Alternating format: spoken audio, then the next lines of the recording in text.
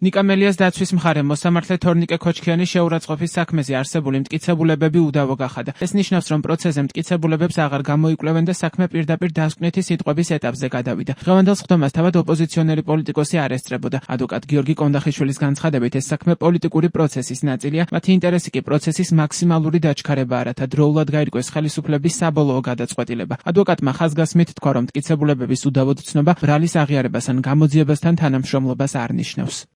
ნიკამელიას ახალი ბრალდება 2026 წლის 9 თებერვალს წარედგინა პოლიტიკოს სასამართლოს უპატივცემულობას. კერძოდ, ადმინისტრაციულ საქმეთა კოლეგიის მოსამართლის თორნიკე ქოჩქიანის სიტყვიერ შეურაცხყოფას ედავებიან. ამ ეტაპზე მელიას თავისუფლება ორი განაჩენით აქვს აღკვეთილი. 26 ნოემბერს მას წელიწადნახევრიანი პატიმრობა მიესაჯა მოსამართლისთვის წყლის შესხმის გამო, ხოლო მანამდე ივნისში 8 თვიანი სასჯელი წულუკიანის კომისიაზე გამოუცხადებლობის საქმეზე შეეფარდა. გარდა ამისა, ოპოზიციონერი ბრალდებულია ეგრეთ წოდებულ საბოტაჟის საქმეზეც.